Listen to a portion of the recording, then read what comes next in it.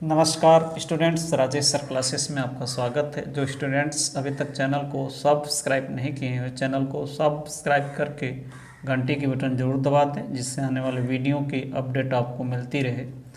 Video को like और share करें। फिजिक्स क्लास 11 चैप्टर 2 मात्रक एवं मापन पार्ट 4, मापन में त्रुटि, एरर इन मेजरमेंट। किसी भौतिक राशि के वास्तविक मान और मापे गए मान का अंतर त्रुटि कहलाती है। यानी किसी भौतिक राशि के वास्तविक मान और मापे गए मान का अंतर त्रुटि कहलाती है। मान लीजिए कोई छड़ है जिसकी वास्तविक लंबाई 10.2 सेमी है, लेकिन यदि कुछ छात्रों को इसको मापने के लिए दे दिया जाए, कोई छात्र इसको 10.1 सेमी मापता है, कोई छात्र इसको 10.3 सेमी मापता है, तो ये जो अंतर आ रहा है यही क्या कहलाती है? त्रुटि।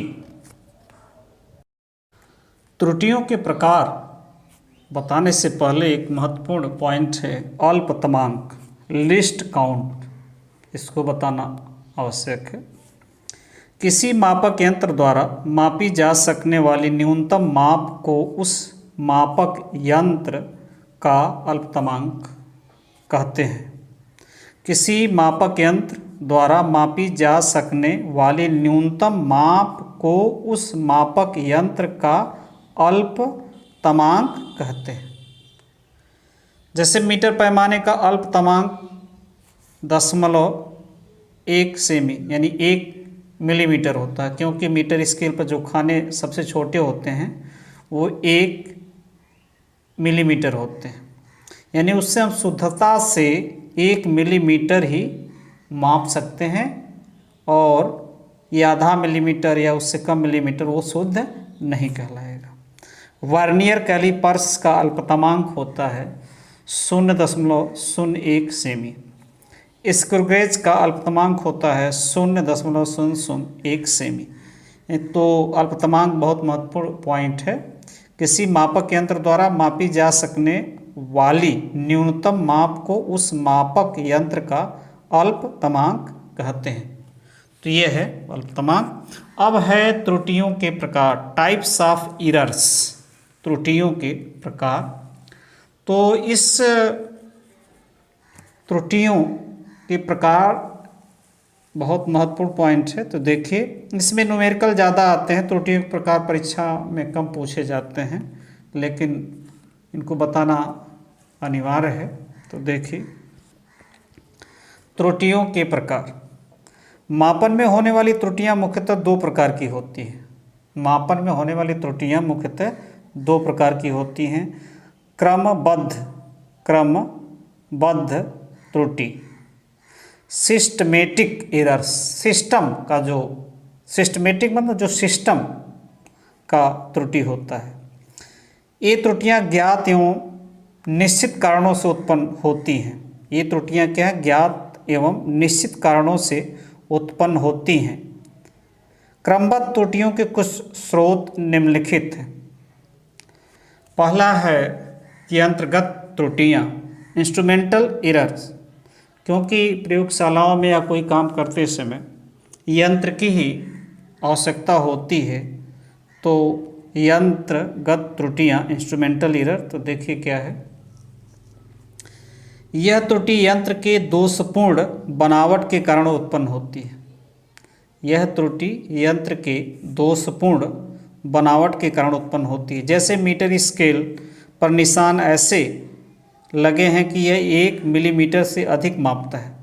यानी जो मीटर स्केल होता है उस पर 1 मिलीमीटर के जो निशान है, कभी कम कभी अधिक हो सकता है। तो यह अंशांकन त्रुटि, ये त्रुटि क्या होती है? अंशांकन त्रुटि कहलाती है। कुछ यंत्रों में शून्य के निशान लगाने में गलती होती है। कुछ यंत्रों में शून्य के निशान लगाने में गलती होती है, जैसे वर्नियर कैलिपर्स, स्क्रू गेज आदि में यह शून्यांक त्रुटि कहलाती है। यानी कुछ यंत्र ऐसे होते हैं जो शून्य के निशान लगते हैं वो गलत लगते हैं। तो जैसे वर्नियर कैलिपर्स, स्क्रूगेज आदि, ऐसे में यह शून्यांक त्रुटि कहलाती है। ये तो हो गया सिस्टमेटिक, सिस्टम के कारण जो त्रुटि उत्पन्न होती है, जो सिस्टम है उसके कारण। अब दूसरा है व्यक्तिगत त्रुटि। दूसरा क्या है? व्यक्तिगत त्रुटि, पर्सनल एरर। यह त्रुटि प्रेक्षक की गलतियों के कारण होती है जो प्रेक्षण लेते समय सावधानियां नहीं रखता है।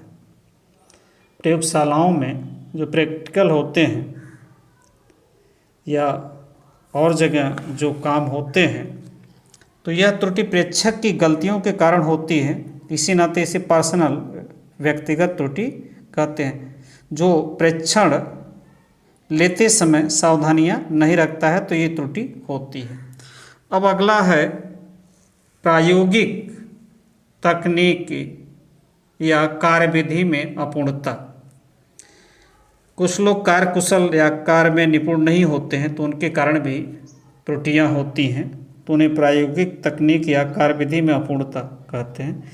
ये त्रुटियां प्रेक्षण के समय कुछ तथ्यों के न समझने के कारण उत्पन्न होती है।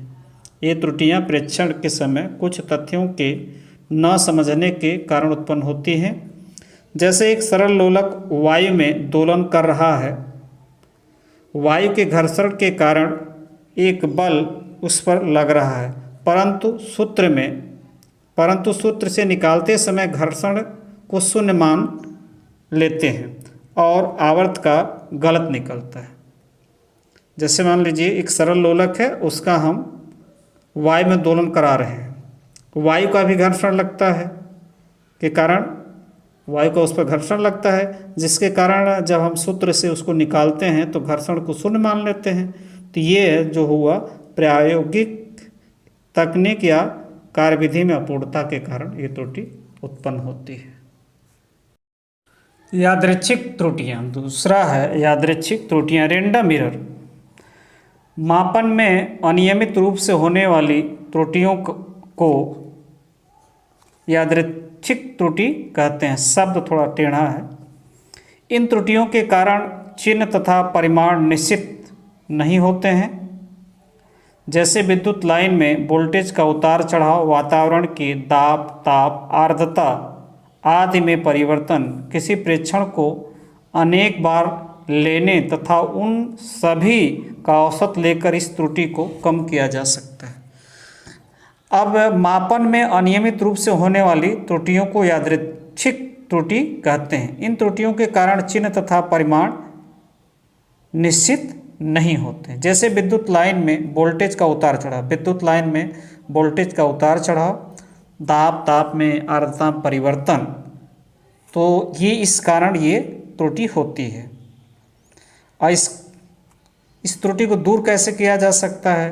किसी प्रेक्षण को बार बार लीजिए और उसका औसत निकाल लीजिए तो ये त्रुटि दूर हो सकती है। त्रुटियों को व्यक्त करना, ये तो त्रुटियों के प्रकार थे। अब त्रुटियों को कैसे गणितीय रूप में हम निकालेंगे या सरल करेंगे, दूर करेंगे या बताएंगे दूसरे को, तो त्रुटियों के प्रकार। त्रुटियों को व्यक्त करना। मापन में होने वाली त्रुटि को निम्नलिखित 3 वर्गों में बांटा जा सकता है। मापन में होने वाली त्रुटि को निम्नलिखित 3 वर्गों में बांटा जा सकता है। पहला है निरपेक्ष त्रुटि, एब्सोल्यूट एरर। निरपेक्ष त्रुटि, एब्सोल्यूट एरर। किसी भौतिक राशि के वास्तविक माप तथा प्रेक्षित माप के अंतर को निरपेक्ष त्रुटि कहते हैं। किसी भौतिक राशि के वास्तविक माप तथा प्रेक्षित माप के अंतर को निरपेक्ष त्रुटि कहते हैं। यानी जो उसका वास्तविक माप है और जो प्रेक्षण के दौरान लिया गया उसका जो अंतर होगा उसे ही निरपेक्ष त्रुटि कहते हैं। गणितीय रूप में निरपेक्ष त्रुटि बराबर वास्तविक माप माइनस प्रेक्षित माप। माना किसी भौतिक राशि का वास्तविक माप A है तथा भिन्न भिन्न प्रेक्षणों में उसके माप क्रमशः A1 A2 A3 dash dash dash AN है, यानी किसी भौतिक राशि का जो वास्तविक माप है A है तथा भिन्न भिन्न प्रेक्षणों में उसके माप क्रमशः A1 A2 A3 dash dash AN है। अब इसका निरपेक्ष त्रुटि जो होगा डेल A1 से प्रदर्शित करते हैं, तो डेल A1 बराबर होगा ये वास्तविक और ये हो गया पहले प्रेक्षण का मान, दोनों का अंतर ये या ये दोनों में कोई अधिक हो सकता है। और दूसरा निरपेक्ष त्रुटि, इसी प्रकार जितने माप है सबकी निरपेक्ष त्रुटि हुई dash dash A3 A4 AN तक। विभिन्न प्रेक्षणों की निरपेक्ष त्रुटियों का समांतर माध्य निरपेक्ष त्रुटि कहलाती है। विभिन्न प्रेक्षणों की निरपेक्ष त्रुटियों का समांतर माध्य निरपेक्ष त्रुटि कहलाती है। ये जो त्रुटियां हैं इनका माध्य निकाल लिया जाए, निरपेक्ष त्रुटियों को जोड़ करके उसमें उनकी प्रेक्षण की संख्या से भाग दे दिया जाए, तो जो आएगा वो माध्य निरपेक्ष त्रुटि कहलाती है। इसको डेल A बार से निरूपित करते हैं। देखिए, विभिन्न प्रेक्षणों की निरपेक्ष त्रुटियों का समांतर माध्य निरपेक्ष त्रुटि कहलाती है। गणितीय रूप में माध्य निरपेक्ष त्रुटि, जो ये त्रुटियां हैं उनका माध्य सबको जोड़कर उनकी प्रेक्षणों की संख्या से भाग दे देंगे तो हमें निरपेक्ष माध्य निरपेक्ष त्रुटि प्राप्त होगी, जिसको डेल A बार से निरूपित करते हैं। और ये जो माड लगाया गया है, क्योंकि कोई ऋण कोई धन आ सकता, तब सबको हमें धनात्मक लेना होगा। इसको सभी निरपेक्ष त्रुटियों का योग बटे प्रेक्षणों की संख्या। हम इसको ऐसे लिख सकते हैं, डेल A बार बराबर 1/n सिग्मा I बराबर 1 से n और माड डेल AI। तो ये हुआ निरपेक्ष त्रुटि और माध्य निरपेक्ष त्रुटि। अगला है आपेक्षिक अथवा भिन्नात्मक त्रुटि। आपेक्षिक अथवा भिन्नात्मक त्रुटि, इसको सापेक्ष त्रुटि भी कहते हैं। Relative or fractional error, relative or fractional error किसी भौतिक राशि के विभिन्न प्रेक्षणों की माध्य निरपेक्ष त्रुटि, जो ये निकला है ऊपर, किसी भौतिक राशि के विभिन्न प्रेक्षणों की माध्य निरपेक्ष त्रुटि का भौतिक राशि के वास्तविक माप के साथ अनुपात मापन की भिन्नात्मक त्रुटि कहलाती है या आपेक्षिक त्रुटि कहलाती है। अतः गणितीय रूप में आपेक्षिक अथवा भिन्नात्मक त्रुटि बराबर हो जाएगा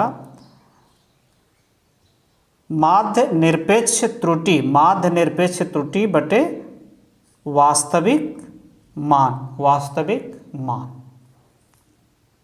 तीसरा है प्रतिशत त्रुटि।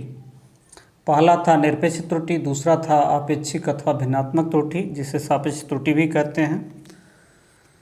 तो प्रतिशत त्रुटि तीसरा, परसेंटेज एरर। यदि आपेक्षिक त्रुटि को प्रतिशत में व्यक्त किया जाए, यदि आपेक्षिक त्रुटि को प्रतिशत में व्यक्त किया जाए अथवा आपेक्षिक त्रुटि में 100 से गुणा करने के पश्चात जो कुछ प्राप्त होता है उसे प्रतिशत त्रुटि कहते हैं। यानी प्रतिशत त्रुटि बराबर आपेक्षिक त्रुटि गुणे 100। तो ये इसका गणितीय रूप हुआ। त्रुटियों का संयोजन, कॉम्बिनेशन ऑफ एरर्स। संकलन, पहला संकलन तथा व्यकलन में त्रुटि, यानी जब दो या दो से अधिक भौतिक राशियों को जोड़ते हैं अथवा घटाते हैं तो उस समय उनकी त्रुटि क्या होगी, तो उसको देखा जाए। तो माना दो भौतिक राशियों के मापित मान क्रमशः A plus minus del A B plus minus del B है, जहाँ डेल ए तथा डेल बी क्रमशः इन राशियों की निरपेक्ष त्रुटियां हैं। इन राशियों की क्या है? निरपेक्ष त्रुटियां हैं। हम संकलन z, संकलन में योग, हम संकलन z बराबर a प्लस बी में त्रुटि डेल z ज्ञात करना चाहते हैं। संकलित करने पर, इनको योग करने पर, यानी योग किया जाए यदि, तो देखिए z plus minus del z बराबर a plus minus del a plus b plus minus del b। z में अधिकतम त्रुटि, z में देखिए इसमें होगा क्या, यहाँ पर ये हो जाएगा a और यहाँ से b एक साथ ले लेंगे, और जो बचेगा क्या यहाँ पर, del plus minus del a plus minus del b, और यहाँ है z plus minus del z। तो देखिए z बराबर a कट जाएगा एक दूसरे से, क्या होगा यहाँ से कट जाएगा, क्योंकि z बराबर a प्लस बी है, तो a प्लस बी जब यहाँ रख देंगे तो इससे कैंसिल हो जाएगा, और डेल z जो बराबर बचेगा हमें ये बचेगा। और यहाँ जैसे प्लस ये बचेगा प्लस माइनस डेल z बराबर plus minus del a plus minus del b, लेकिन प्लस लेंगे तो यहीं आएगा, माइनस लेंगे तो तीनों जगह माइनस आएगा, कैंसिल हो जाएगा। फाइनली क्या आएगा, डेल z बराबर आ जाएगा del a plus del b। व्यकलित करने पर यानी घटाने पर, दोनों भौतिक राशियों की माप को घटाने पर, तो z बराबर a माइनस बी, और फिर निरपेक्ष त्रुटि के साथ लिखने पर ये हो जाएगा a plus minus del a minus b plus minus del b बराबर, इसको a से b एक साथ ले लिया गया, और ये दोनों एक साथ, क्योंकि ये दोनों एक साथ, ये दोनों एक साथ हो गए। अब इसकी जगह हम यहाँ से z रख सकते हैं। अब z से क्या हो जाएगा, कैंसिल, z से कैंसिल हो जाएगा। बचेगा क्या, प्लस माइनस डेल z, और यहाँ बचेगा plus minus del a plus minus del b। यहाँ फिर अधिकतम संभावित त्रुटि जो है, यहाँ पर अधिकतम संभावित त्रुटि क्या थी, डेल z बराबर del a plus del b। यहाँ पर भी वही हमें प्राप्त हुआ, क्योंकि माइनस लेंगे तो तीनों माइनस होगा, फिर वो प्लस हो जाएगा। ये यानी घटाने पर भी और जोड़ने पर, दोनों पर मैक्सिमम जो संभावित त्रुटि है वो दोनों त्रुटियों के योग के बराबर है। चाहे हम जोड़ें या घटाएं तो उनकी जो संभावित अधिकतम त्रुटि होगी वह दोनों त्रुटियों के योग के बराबर होगी। गुणनफल तथा भागफल में त्रुटि, गुणनफल तथा भागफल में त्रुटि। जब दो भौतिक राशियों को जोड़ते हैं और गुणा करते हैं और भाग देते हैं, तब कितनी त्रुटि कैसे निकालेंगे उसके बारे में। माना z बराबर a इंटू बी, और a तथा b की मापित मान a plus minus del a तथा b plus minus del b, जहाँ डेल a क्या है, निरपेक्ष त्रुटि, और यहाँ दूसरी भौतिक राशि की डेल b निरपेक्ष त्रुटि है। और इसका गुणा करने पर कितनी निरपेक्ष त्रुटि आएगी उसको निकालने का तरीका ये है कि इसमें जोड़ दिया जाए, और इसका निरपेक्ष त्रुटि जोड़ करके यहाँ गुणा कर दिया जाए। तो गुणा करेंगे तो a का b में a b हो जाएगा, फिर a का करेंगे इसमें तो a डेल b हो जाएगा, फिर इसका करेंगे इसमें तो b पहले डेल a बाद में लिख देंगे, फिर इस डेल a का डेल b e हो गया। वाम पक्ष में z तथा दक्षिण पक्ष में a b से भाग देने पर, अब देखिए z से दोनों पक्षों में एक ही संख्या से भाग दे, लेकिन z और a b दोनों बराबर है, इस नाते ऐसे लिखने का तरीका है। तो z से भाग देंगे तो यहाँ 1 आ जाएगा प्लस माइनस, और इसमें नीचे जेड आ जाएगा, और फिर ए बी से भाग देंगे तो कट जाएगा। फिर इसको लिखा गया है ए बी से भाग देंगे तो बी कट जाएगा, डेल ए बटे ए। फिर इसको लिखा गया ए बी से भाग देंगे तो बी कट जाएगा, डेल बी बटे बी। और यहाँ ए के नीचे, डेल ए के नीचे ए और डेल बी के नीचे बी। चूँकि डेल ए और डेल बी बहुत छोटे हैं, डेल ए क्या होते हैं, बहुत छोटी राशि होती है, तो इन्हें छोड़ने पर गुणनफल, इनके गुणनफल और छोटे हो सकते हैं, तो इनको छोड़ दीजिए। जब इनको छोड़ेंगे और देखिए यहाँ एक से एक क्या होगा, कट जाएगा, इनको छोड़ दिया गया है। तो डेल जेड बटे जेड बराबर डेल ए बटे ए प्लस डेल बी बटे बी, यानी अतः अधिकतम आपेक्षिक त्रुटि क्या होगी, डेल जेड बटे जेड बराबर डेल ए बटे ए प्लस डेल बी बटे बी। और भागफल में भी यही होगा, यदि हम भाग देंगे तो वहाँ भी होगा डेल जेड बटे जेड बराबर डेल ए बटे ए प्लस डेल बी बटे बी, यानी अधिकतम आपेक्षिक त्रुटि जो होगी, जो गुणनफल में आया, जैसे जोड़ में भी वही था और ऋण में भी था, तो वहीं यहाँ भाग में जो आएगा वही गुणा में भी आएगा। यानी दो भौतिक राशियों का यदि गुणा करेंगे और उनका यदि हम आपेक्षिक त्रुटि निकालेंगे तो उनके अलग अलग त्रुटियों के योग के बराबर होगा, या गुणा करेंगे तब भी और भाग देंगे तब भी। तीसरा है मापित राशि की घातों में त्रुटि। मान लें संकलन व्यकलन हो गया, गुणनफल भागफल, और तीसरा मापित राशि की घातों में। यदि कोई भौतिक राशि घातों में है तो उसकी त्रुटि क्या होगी। माना z बराबर a घाते k, एक भौतिक राशि a है, उसका घात क्या है k। दोनों पक्षों का लाग लेने पर, जब लाग लेंगे तो लाग z बराबर लाग a के, और घात लाग के पहले आ जाते तो ऐसे लिख देंगे। और दोनों पक्षों का आंशिक अवकलन करने पर, दोनों पक्षों का क्या है, आंशिक अवकलन करने पर z के मापन में आपेक्षिक त्रुटि, z के मापन में आपेक्षिक त्रुटि यदि इसका हम आंशिक अवकलन करें तो लाग z, जैसे लाग z का होता है 1/z, 1/z आंशिक, यानी डेल z लिख देंगे। इधर हो जाएगा k संख्या है और इसका 1/a और डेल a। डेल a और डेल z क्या है, बहुत छोटी राशि है जो कि निरपेक्ष त्रुटि है, जो कि भौतिक राशि a की निरपेक्ष त्रुटि है और डेल z की निरपेक्ष त्रुटि है। तो जब कोई भौतिक राशि घातों में होती है तो उसकी अधिकतम आपेक्षिक त्रुटि जो होगी वो घात का यदि उसमें गुणा कर देंगे तो वही उसकी आपेक्षिक त्रुटि होगी। अब है प्रयोग द्वारा प्राप्त मान में प्रतिशत त्रुटि की गणना। प्रयोग द्वारा प्राप्त मान में प्रतिशत त्रुटि की गणना।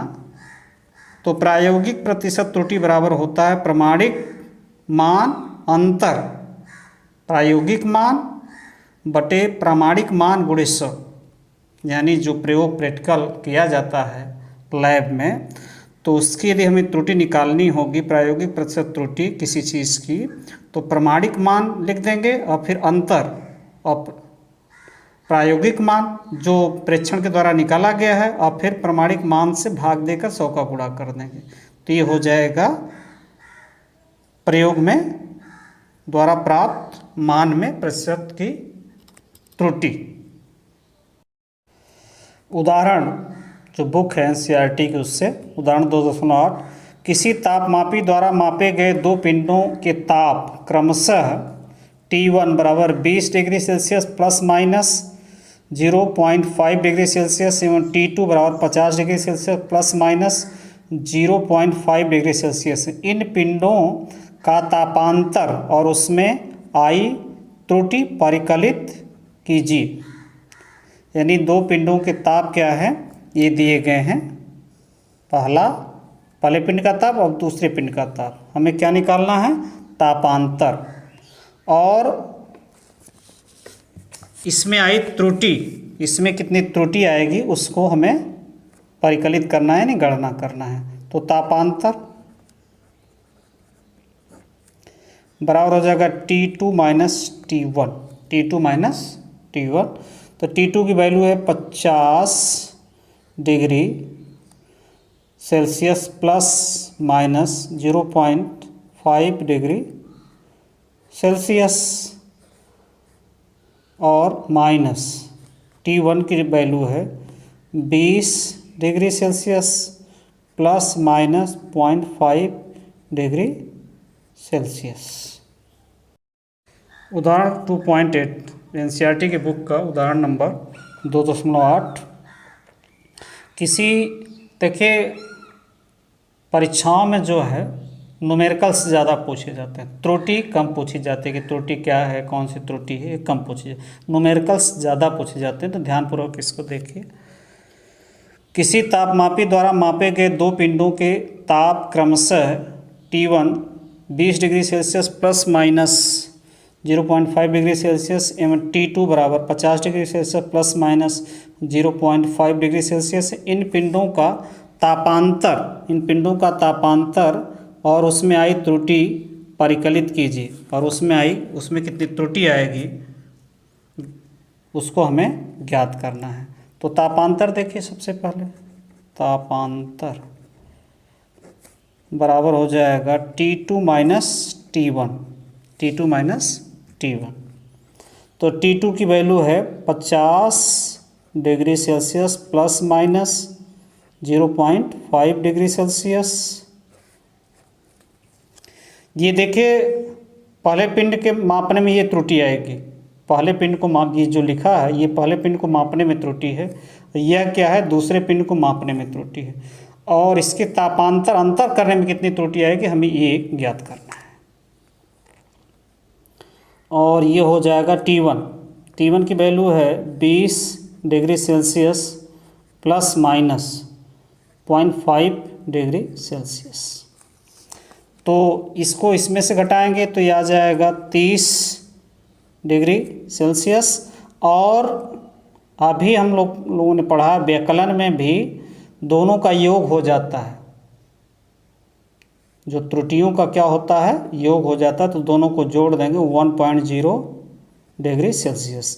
तो ये तापांतर हो गया और ये क्या हो गया त्रुटि, उसमें आई त्रुटि कितनी है 1.0 डिग्री सेल्सियस। अब है एनसीईआरटी की बुक उदाहरण नंबर 2.9 प्रतिरोध R बराबर V/I, जहाँ V बराबर है 100 प्लस माइनस 5 वोल्ट एवं I बराबर है 10 प्लस माइनस 0.2 एम्पियर। R में प्रतिशत त्रुटि ज्ञात कीजिए। यहाँ हमें R में कितनी प्रतिशत त्रुटि आएगी हमें उसको ज्ञात करना है। तो देखिए V के मापन में प्रतिशत त्रुटि, V यानी वोल्टेज के मापन में प्रतिशत त्रुटि, V के मापन में प्रतिशत त्रुटि,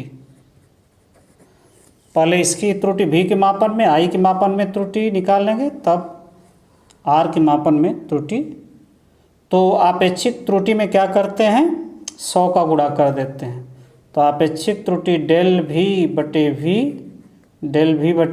V गुणे 100। तो डेल V कितना है यही 5 बटे V 100 और गुणे 100 से 100 कट गया, बराबर आ गया 5%। अब I के मापन में प्रतिशत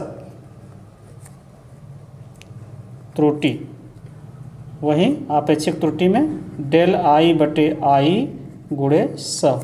तो डेल I है 0.2, I है 10 गुणे 100, तो ये कट जाएगा, इसमें 2 आ जाएगा, गुणा करेंगे तो 2%।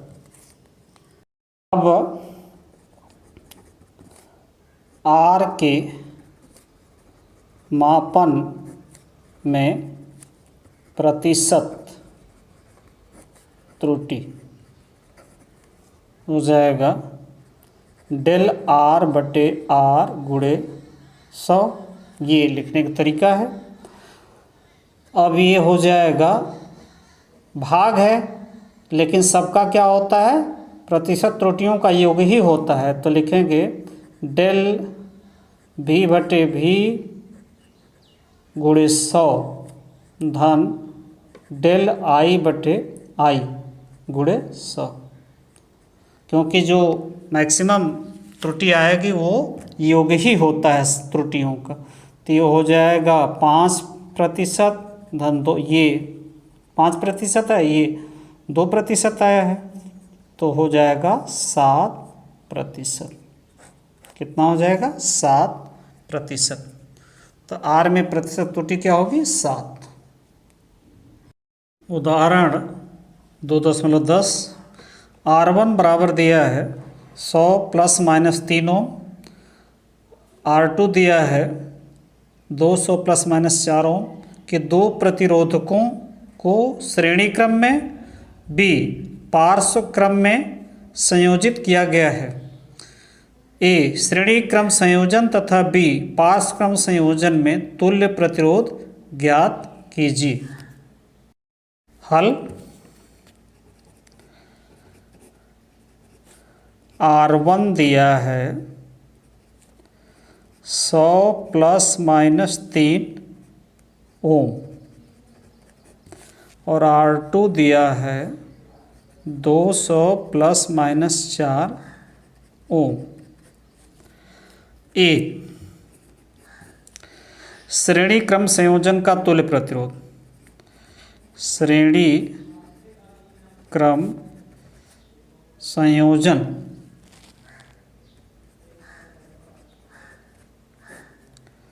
संयोजन का तुल्य प्रतिरोध यदि R हो तो R बराबर हो जाएगा R1 + R2, R1 + R2, और ये हो जाएगा 100 ± 3 और यहाँ प्लस 200 ± 4। तो 100 को 200 में जोड़ेंगे यानी 300, और इसको दोनों को एक साथ जोड़ेंगे 7 ये ओम। ये आ गया श्रेणी क्रम संयोजन में तुल्य प्रतिरोध। श्रेणी क्रम संयोजन में ये तुल्य प्रतिरोध आ गया। अब हमें निकालना है पार्श्व यानी समांतर पार्श्व क्रम संयोजन में तुल्य प्रतिरोध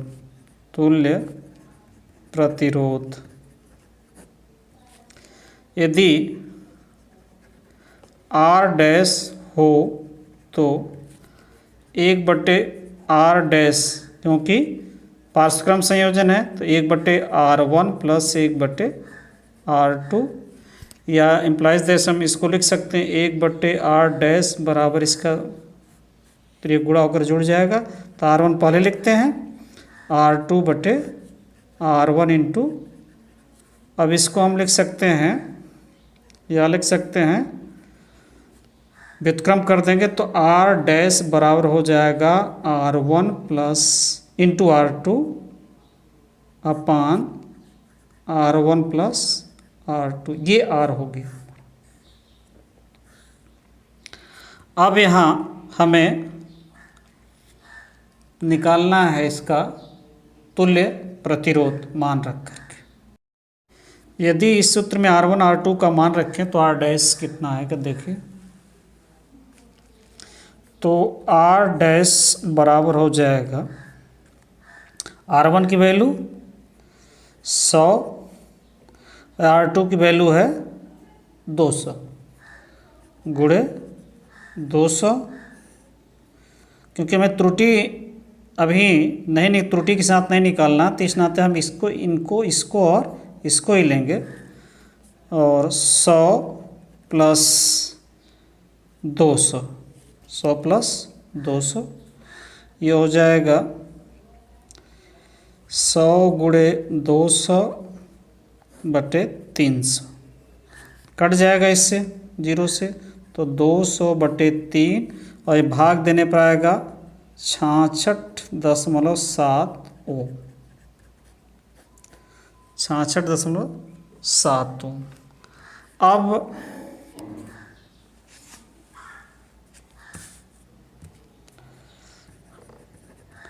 अब 1 बटे आर डैश बराबर R1 प्लस 1/R2 का अवकलन करने पर जब इसका अवकलन हम करेंगे तो ये आ जाएगा डेल आर डैश बटे आर डैश स्क्वायर, इसका भी इसी प्रकार हो जाएगा। ये अवकलन आप लोग पढ़ लीजिएगा बुक से, और नहीं तो इसको याद रखिए कि डेल आर डैश आर हो जाएगा। जब इस टाइप का एक घात है तो del R1/R1 square plus del R2 बटे R2 स्क्वायर। हमें यहाँ पर त्रुटि निकालनी है, यहाँ पर क्या निकालनी है, त्रुटि निकालनी है, तो ये हो जाएगा R या डेल आर डैश बराबर इसका गुणा हो जाएगा इसमें दोनों में, तो हो जाएगा डेल R1 बटे R1 square into R dash square plus del R2 बटे R1 R2 स्क्वायर इंटू इसका गुणा इसमें भी होगा आर डैश स्क्वायर, या इसको हम ऐसे भी लिख सकते हैं आर डैश बटे R1 square into del R1, इसको आर डैश बटे R2 whole square into del R2। तो यहाँ वैल्यू रखी जाए, तो यहाँ पर है आर डैश की वैल्यू यहाँ निकली है 66.7/R1 की वैल्यू 100, R1 की वैल्यू क्या है 100 है स्क्वायर इंटू डेल R1, तो डेल R1 है 3, डेल R1 कितना है इंटू 3 हो जाएगा, और यहाँ हो जाएगा 6, क्योंकि आर डैश की वैल्यू यहाँ पर निकली है, और ये 200, R2 की वैल्यू कितनी है 200 है स्क्वायर, और डेल R2 कितना है, ये निकला है, ये दिया है प्रश्न में 4। यदि हम इसमें से कॉमन ले लें 66.60 बटे 100 स्क्वायर कॉमन ले लेंगे, तो यहाँ बचेगा 3 प्लस, और इसमें से 100 कॉमन लिया जा रहा है तो 2 यहाँ बचेगा, यानी 1/2 बचेगा, तो 1/4 और ये 4 ये हो जाएगा, और इसको सरल करेंगे तो मिल जाएगा हमें 66 ये